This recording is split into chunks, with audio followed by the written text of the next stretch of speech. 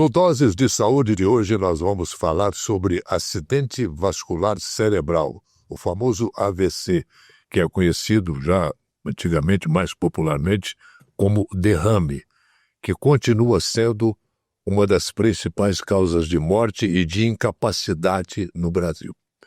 Para a gente dar uma dissecada nesse tema, que é muito importante, nós vamos conversar com o Dr. Lauro Figueira, que é neurologista no Hospital Mater Dei Santa Clara, e Carolina Bernardes, enfermeira e coordenadora do pronto atendimento do Hospital Mater Dei Santa Clara, aqui em Uberlândia. Carolina, Dr. Lauro, um prazer muito grande tê-los aqui em nosso Doses de Saúde de hoje. Sejam muitíssimo bem-vindos. Antes de começar, se inscreva em nosso canal e, se você curte os nossos podcasts, aproveite para nos apoiar. A partir de R$ 4,99 por mês, você tem acesso a conteúdos extras exclusivos, imagens de bastidores e muito mais. Agora sim, vamos para mais uma dose de informação, cuidado e inspiração.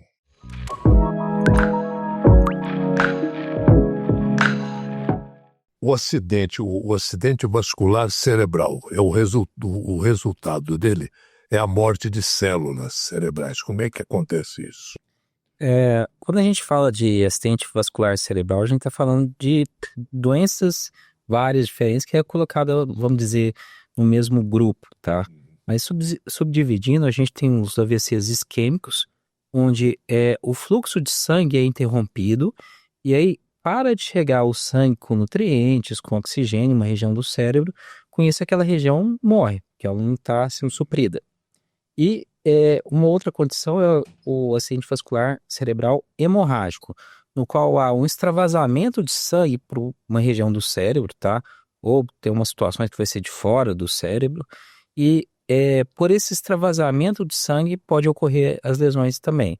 Em geral, por compressão, imagina, tá saindo sangue lá, 12/8. 12/8 é mais ou menos ali 120 milímetros, vai jorrar sangue. Se a gente pegar uma artéria, jorra sangue. E aquela pressão toda dentro do cérebro vai lesar as células, tá? Então, assim, são condições diferentes, mas que têm na natureza fatores de risco comuns, tá? E sequelas, né? Ambas podem levar a sequelas. São operáveis o isquêmico e o outro? Olha, raramente um AVC vai ser operável, tá? Mas existem algumas situações específicas de cirurgia. Quando a gente está falando, por exemplo, de um acidente vascular cerebral isquêmico, existem tratamentos que podem ser feitos na fase aguda para evitar que aquele trombo, aquele sangue que foi interrompido, aquela região para frente ali acabe morrendo. Se o tratamento for bem precoce, a gente pode ou fazer uma medicação na veia para desobstruir aquele trombo, ou existe uma técnica que a gente chama de trombectomia, que vai lá pela artéria, como um cateterismo mesmo do coração, mas aí pro lado da cabeça, né? Pega aquele trombo e puxa ele, evitando que aquela região para frente ali tenha uma lesão definitiva. Então é uma forma de cirurgia. Isso do AVC isquêmico. Sim. Do AVC hemorrágico, existem situações em que o coágulo de sangue lá é muito grande e comprime o cérebro. E se tiver sob uma pressão muito alta, um coágulo muito grande, esse coágulo também pode ser drenado. Mas a gente está falando aí da minoria dos casos, a maior parte é de conduta clínica. Uhum. Carolina, a gente sabe que a enfermagem que fica ali, né, na frente, né, do atendimento desse pessoal que chega. É quem manda no hospital. É o que manda, a enfermagem que realmente é que manda. Ela dita o tom, né, na verdade, principalmente no pronto atendimento, quando o paciente chega, o primeiro contato que ele tem é com a enfermeira triadora, que é onde ela vai conseguir identificar se o paciente está tendo um AVC, né, para fazer a abertura desse protocolo e aí sim passar pelo médico, né, e ter uma celeridade ali no seu atendimento. Quais são os sintomas? A gente olha, né, às vezes fala arrastada, né? Às vezes boca caída para o lado, dificuldade de sustentar o braço, sustentar as pernas. Então, isso é um dos pontos. E a gente também tem que abrir o nosso olhar, tem um olhar crítico também. Às vezes o paciente chega, ele pode estar com uma hipoglicemia ou uma hiperglicemia. Então, a gente precisa olhar um dessas para poder definir se vamos abrir um protocolo de AVC ou se a gente vai seguir por via de uma hipoglicemia. Esse primeiro diagnóstico, vamos dizer assim, de vocês é que vai ditar a conduta do tratamento. Ele vai ser um protocolo de AVC, aí a gente tria ele de vermelho, né, que a gente precisa ter celeridade nesse protocolo, e a gente encaminha esse paciente diretamente e passa o caso para o médico. Ele pode dar seguimento ou como pode descartar, mas é como aquele velho ditado, né, melhor a gente pecar pelo excesso do que pela falta. O controle da pressão, nesse caso, é fundamental, né, doutor? Sim, a hipertensão arterial sistêmica, ela é a principal causa de AVCs, tanto isquêmico quanto hemorrágico. Vamos dizer assim, existem vários fatores de risco, mas dentro deles, a hipertensão é o que mais conta para lesão dos vasos sanguíneos, podendo causar tanto a obstrução, o AVC isquêmico, quanto a hemorragia, o sangramento, que é no AVC hemorrágico. E na fase aguda, muitas vezes a gente tem que prestar atenção na pressão arterial. Para o AVC hemorrágico, a gente tende a reduzir um pouco mais a pressão mesmo na fase aguda, porque está jorrando sangue ali dentro do cérebro, a gente quer que reduza a pressão. Já no AVC isquêmico, em geral a gente não mexe tanto na pressão, pensando que assim, já está chegando pouco sangue ali, se você reduz a pressão vai chegar menos ainda, tá? Então a gente é mais conservador, a gente tende a evitar medidas drásticas de controle de pressão no AVC isquêmico agudo, tá? Falar em pressão, agora mudou, não sei se a palavra é certa, protocolo. Agora quem tem pressão 12/8, por exemplo, que até pouco tempo era considerada, eu mesmo, sempre me acabei de ter uma pressão 12/8, agora ficamos sabendo aí que mudaram, né? 12/8 já não é tão bom assim. Então, cada vez mais tem se buscado reduzir os fatores de risco cardiovasculares. Então, quando você fala, ok, vamos dizer, pessoa que está com 12,5 por 8,5 ou 13/9, que antigamente você poderia até considerar que está boa a pressão, você já vai pensar, opa, esse paciente talvez seja o caso, a gente entrar com uma medida de mudança de estilo de vida para evitar que ele fique hipertenso. Não é que, vamos dizer, a pessoa está com 12,5 por 8,5, já vai entrar com remédio. Não é essa a ideia. A ideia é você estar começando a atuar nos fatores de risco que vão levar essa pessoa a ficar hipertensa. Então, pedir para fazer exercício físico, perder peso, evitar a ingesta exagerada de sal. São medidas que podem já colaborar e evitar que essa pessoa acabe ficando hipertensa e necessitando aí de medicações. Uma rotina tranquila pede soluções práticas. Seu patrimônio pede o melhor cuidado.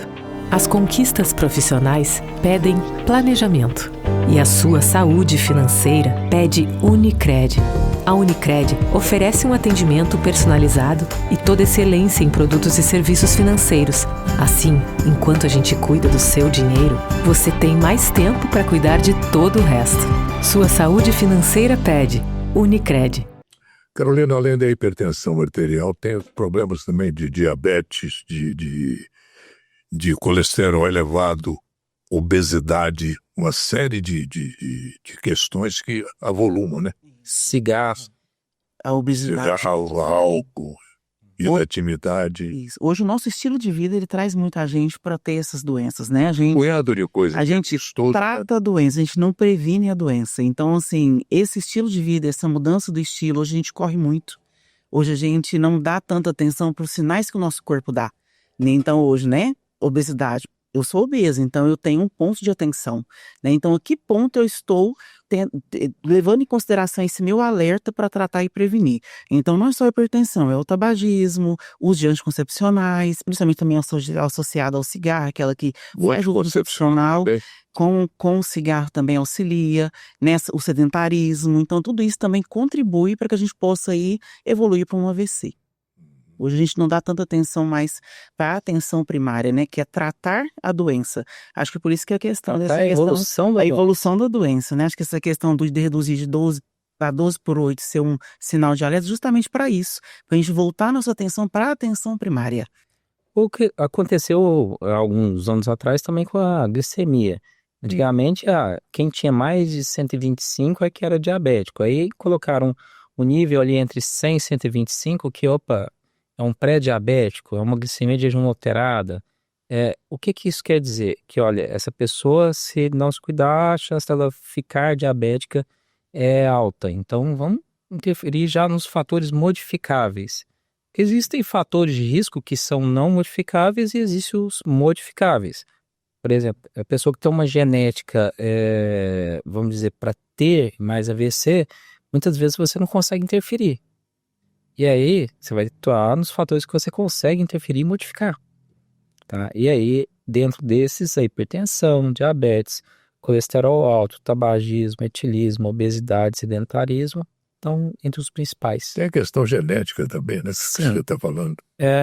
Assim, estamos numa mudança bem interessante de compreensão maior da genética. Então, boa parte das doenças que a gente tem um fundo genético, ou pelo menos uma predisposição genética. Mas a gente ainda está longe de conseguir fazer uma terapia genética de mudar aquele gene. Enfim, vamos dizer, a pessoa nasceu com um olho preto, fazer uma mudança do gene para ficar azul. Ou então a pessoa tem o metabolismo do colesterol que faz o colesterol dela ser mais alto. Você fazer uma terapia genética para que essa pessoa metabolize melhor o colesterol e o colesterol fique normal. Então, assim, a gente não está nessa fase, mas a gente está compreendendo melhor os fatores de risco genéticos. Agora, não adianta a gente ficar também namorando essa perspectiva futura e não olhar o básico. É o que está acontecendo agora, né? Olha, a gente tem que olhar o básico. Ontem mesmo eu avaliei uma paciente do pronto-socorro, tinha acabado de ter um AVC. Ela, nossa, mas por que eu tive isso? A senhora fuma, não fuma? Sim, e muito. Aí eu falei, mas a senhora não sabe que dá derrame? Ela, não sabia não. Mas eu brinquei, hoje não tá nem escrito mais, agora é a foto mesmo lá para a pessoa perceber. E outras coisas, né? O dano com cigarro caldo. Então, assim, você tentar os fatores de risco e tentar reduzi-los para não sofrer as consequências. A gente sabe que uma série de doenças vem atacando. E daqui uns dias nós vamos discutir aqui a questão do câncer entre jovens, que está aumentando muito. A gente sabe também que essa coisa de AVC tradicionalmente acontece ou acontecia mais entre idosos, né, 60 anos ou mais.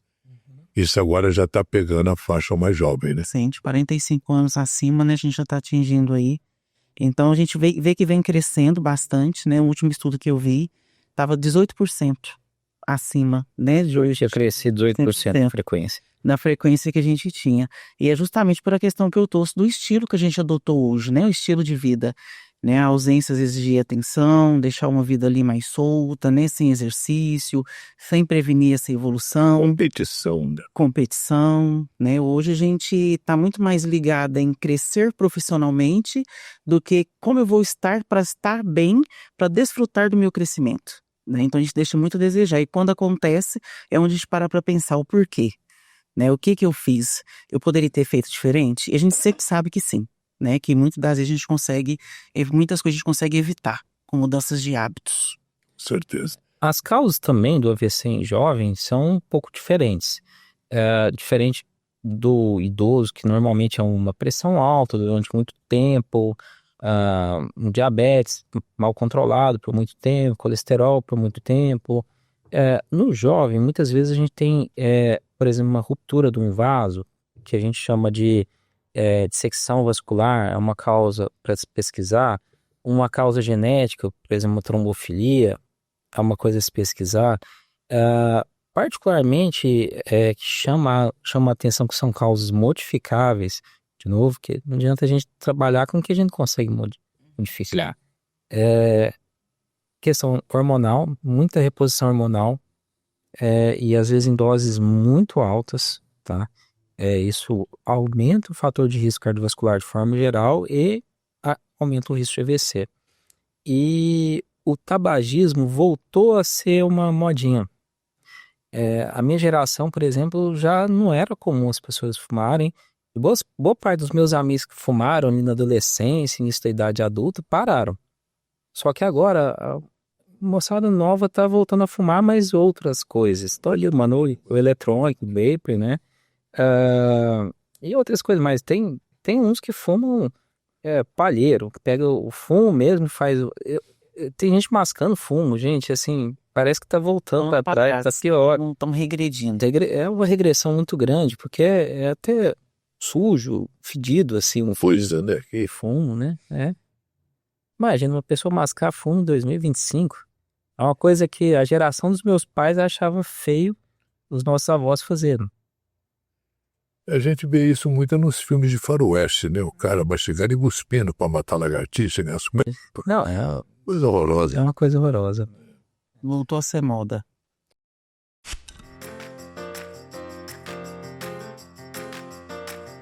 Chegaram os novos limpadores perfumados Azulim Perfumes de Casa. Edição especial Perfumaria Fina. Um toque de sofisticação, com 5 fragrâncias exclusivas para seus ambientes.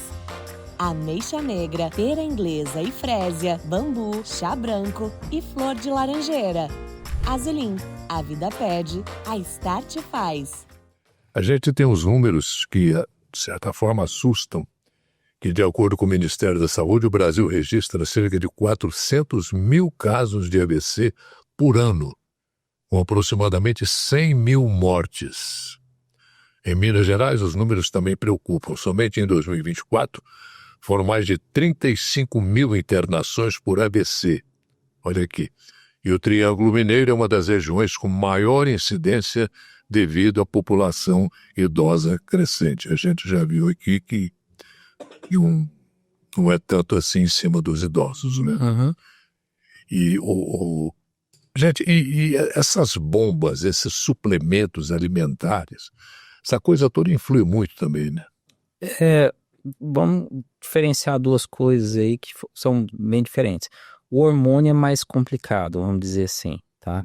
Porque o hormônio, ele tem um fator de risco trombogênico maior.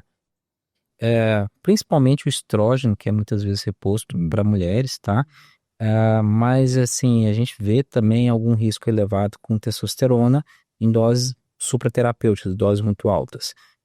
Os suplementos, assim, a minha grande questão com eles, e que muitas vezes eu falo com o paciente para evitar no consultório, é porque o suplemento é uma coisa a mais.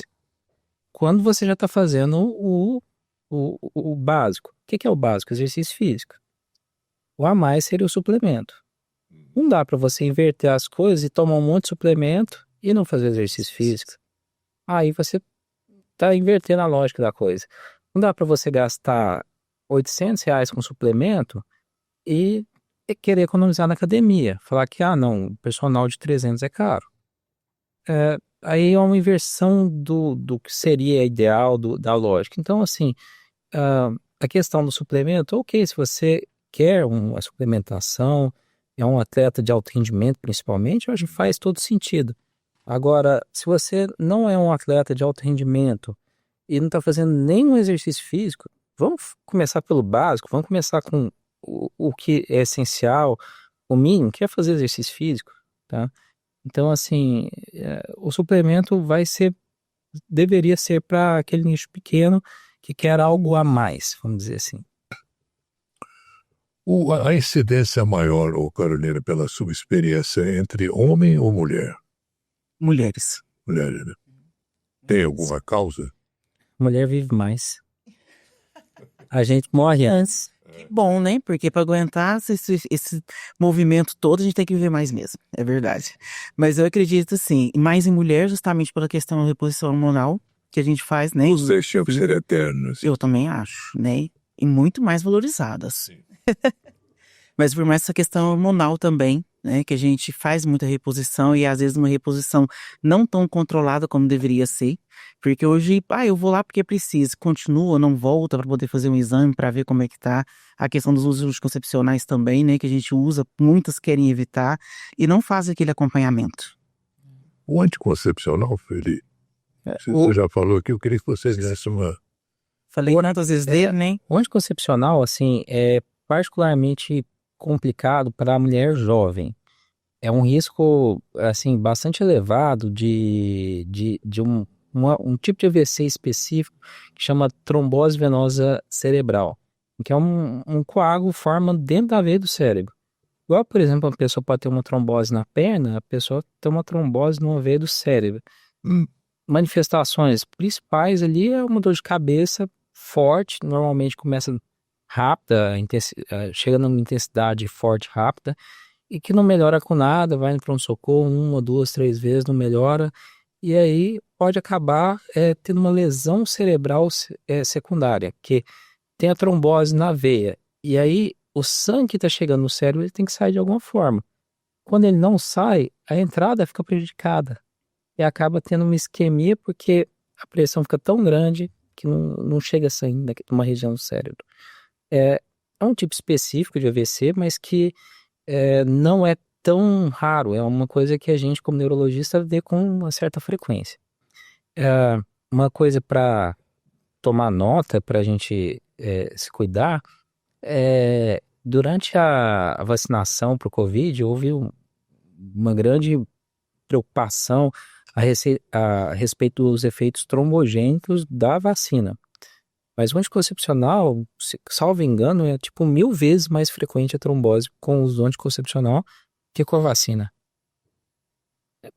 Uma coisa bem assim, bem fora do esperado pela população leiga. O vírus, ele deixou alguma sequela também nessa área de trombose, de AVC? Eu acho que ainda é um pouco precoce para esse tipo de pergunta e a gente ter uma conclusão honesta, uma conclusão bem feita. A gente está falando aí de 5 anos que acabou, que assim, a pandemia começou, vamos dizer 2 anos que ela terminou, 3 anos. A gente ainda tem alguns casos. E a gente está falando de um vírus que persiste ainda, tá?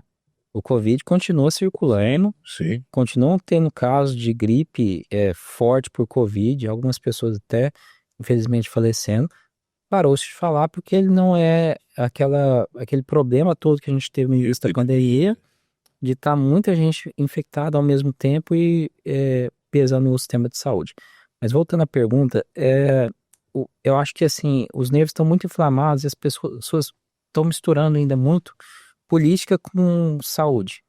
Sim. Então, tem uma turma que acha que o Covid foi péssimo, outra acha que a vacina foi péssimo e eu acho que ainda a gente tem que amadurecer um pouco mais essas pesquisas.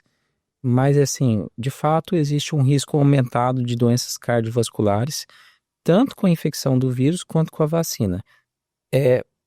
Parece, assim, os estudos que eu li, que, assim, lógico, o vírus foi pior do que a vacina.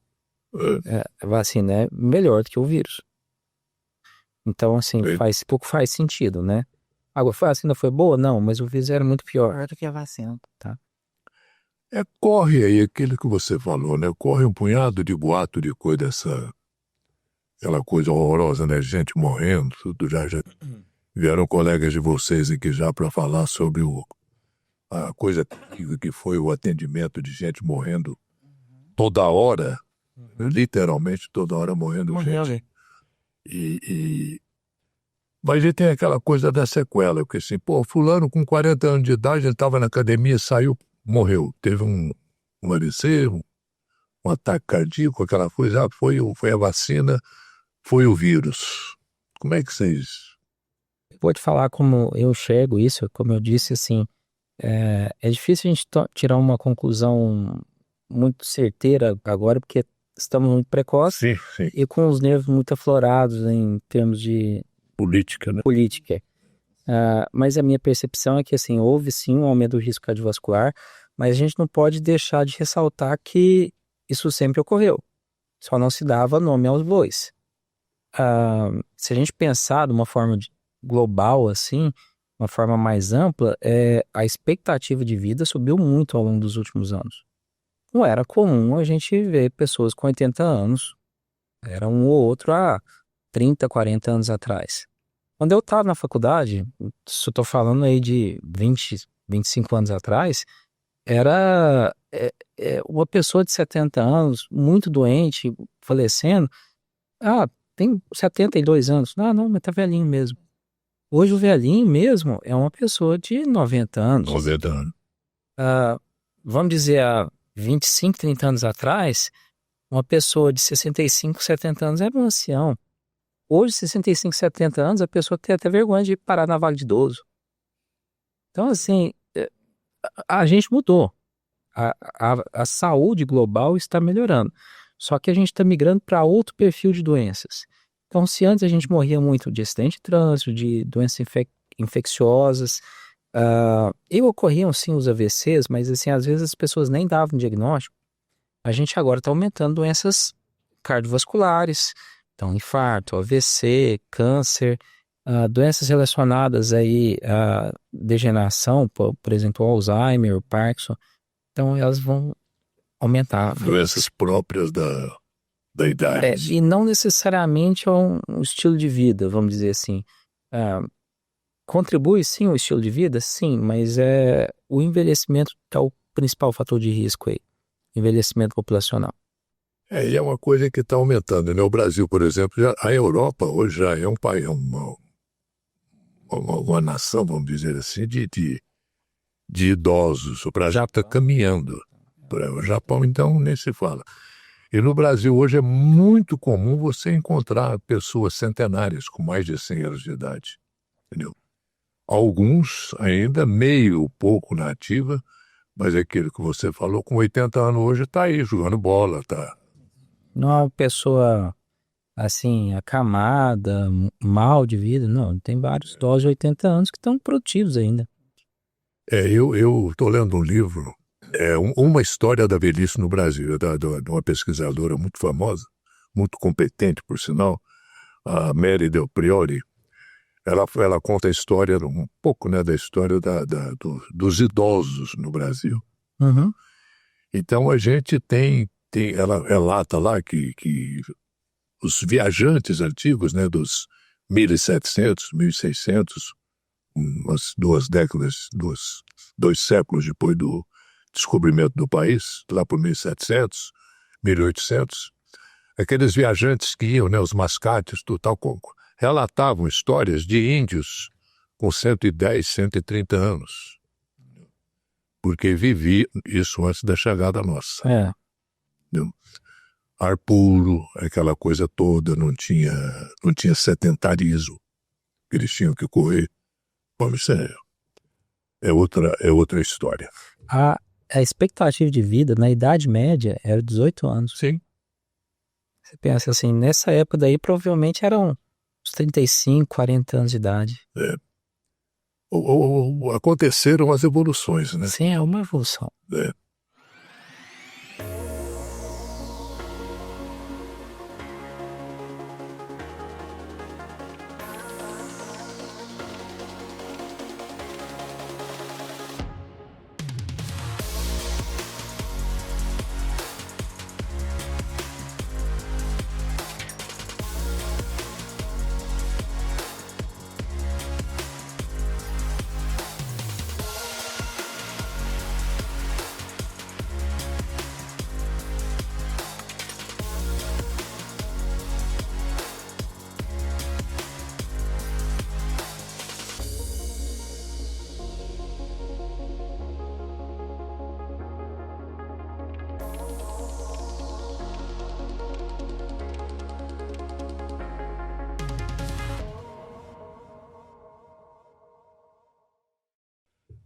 Agora, Carolina, a pessoa está em casa e de repente o filho, o irmão, a mãe está sintoma diferente. Qual que é o sintoma de alarme para pegar essa pessoa e correr, ou ela própria correr atrás de socorro?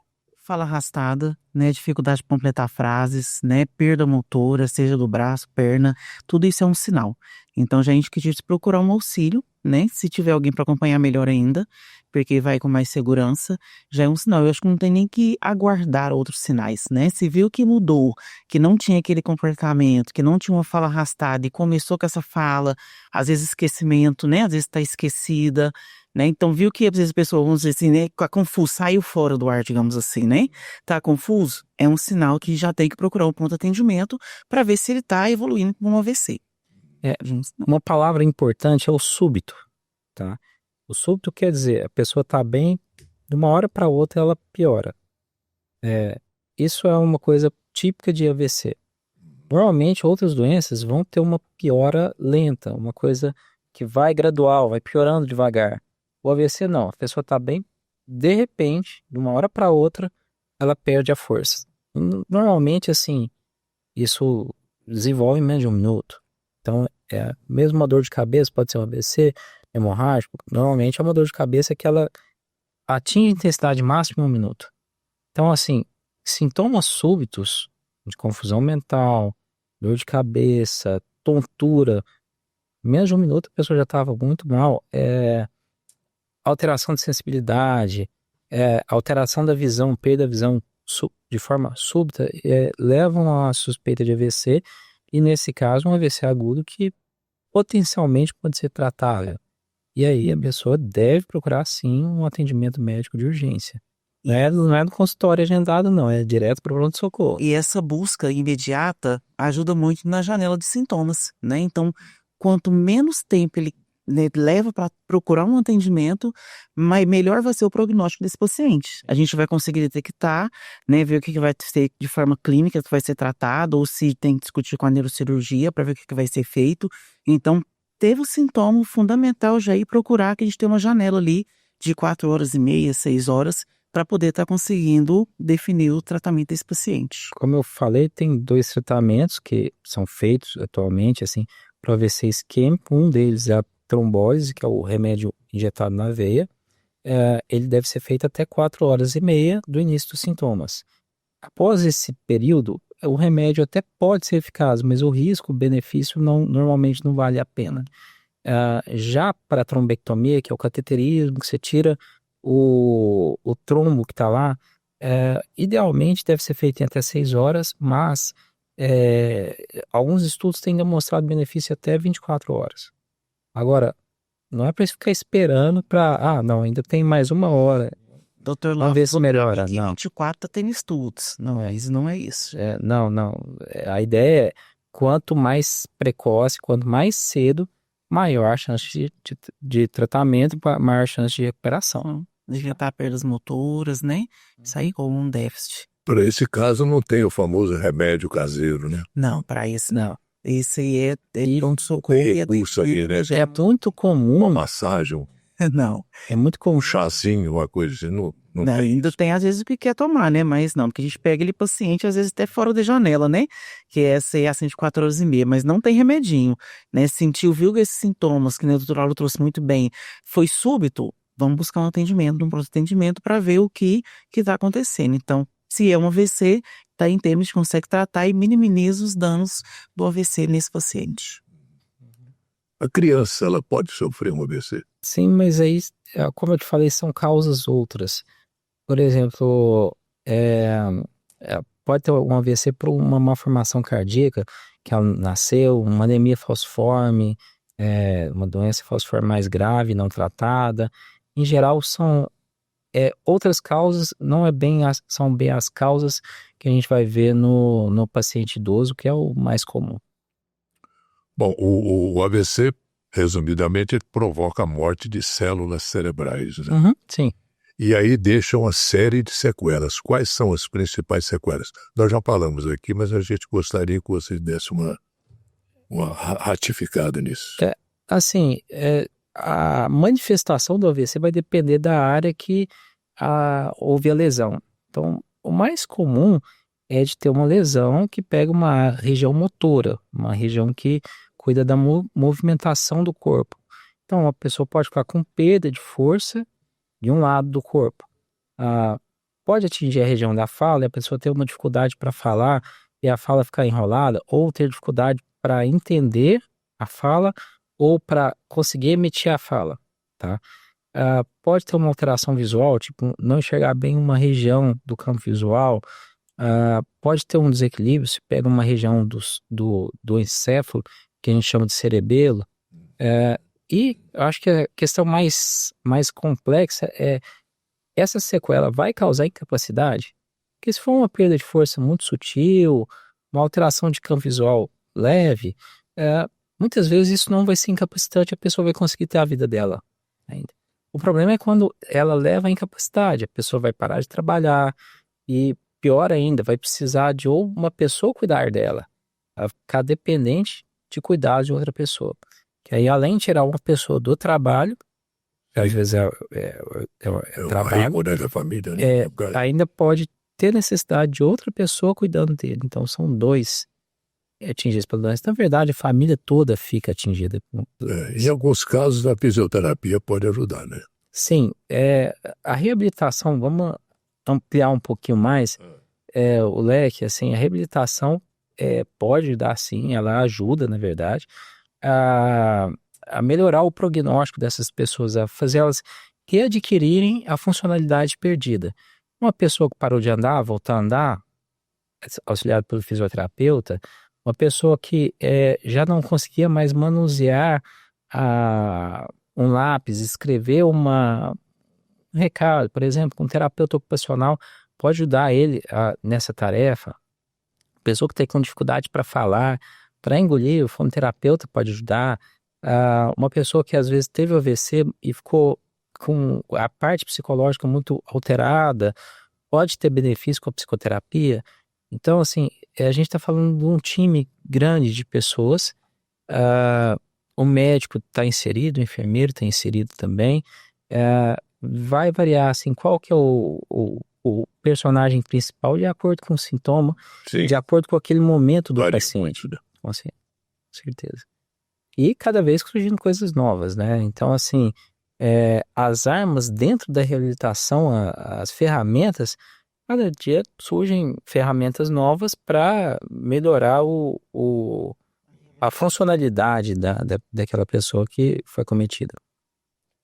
Ter cuidado, né? Vocês ouviram aí e viram como é que são esses sinais, então é bom ficar atento. O que mais, gente, nós temos para falar sobre isso? Eu acho que a questão, assim, é importante trazer, o AVC é prevenível. Então, não espere chegar no momento de ter um AVC, ficar com a sequela para tomar atitude de cuidar melhor da tua saúde. Combata ali os fatores de risco cardiovasculares. Hipertensão, diabetes, colesterol, tabagismo, sedentarismo, obesidade, são os principais. AVC tem tratamento. E o tratamento funciona, só que se for feito rápido. Teve um sintoma de AVC, perda de força em algum lado do corpo, boca ficou torta, ficou falando enrolado, ficou sem conseguir falar palavras, tem que procurar rápido um serviço de emergência. Um serviço de emergência que consiga tratar um AVC, por exemplo. Um posto de saúde não vai conseguir fazer isso.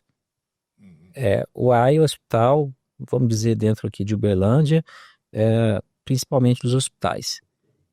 Existem sistemas... Se procurar o AI não vai adiantar. O AI Não, é a porta de entrada. O posto de saúde que não. Por saúde. É porque muitos postos de saúde têm um pronto atendimento ali. Sim. Só que lá ele não vai conseguir resolver aquele tipo de problema. Hoje o serviço em Uberlândia que cuida da entrada, o público é o AI, e existem sistemas de transporte e de atendimento a paciente que são o SIAT e o SAMU está em implementação ainda. O telefone é 193, né? 193. E ligar para que seja atendido, seja transferido. E a gente tem um trabalho muito bem feito, tá? Dessas equipes que elas triam também. Olha, vê o que é um sinal de AVC, ele não vai levar para o UAI, ele às vezes já leva direto para a UFO, onde que do ponto de vista público é tratado. Dentro do sistema particular, os hospitais maiores estão capacitados para o tratamento de AVC, né? Mas tem que ser rápido. não pode esperar para ver se o sintoma vai melhorar. E assim, para quem teve AVC, lembrar que existe esperança, tá? A reabilitação está aí, é possível melhorar o prognóstico, reconquistar uma dificuldade. Qualidade de vida. Vai ter qualidade de vida. Então, assim, doença grave? Sim, mas a gente tem o que fazer. Muito obrigado, Carolina, Dr. Lauro. Foi um prazer muito grande tê-los aqui na nossa dose de saúde de hoje. Viu? Obrigado pela oportunidade. As informações que vocês passaram aí, tenho certeza que vão ser de muita valia para quem nos acompanha. Tá? Ótimo.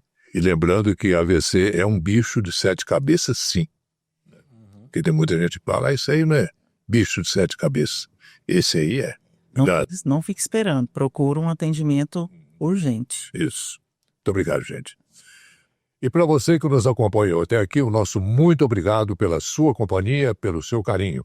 Até a próxima.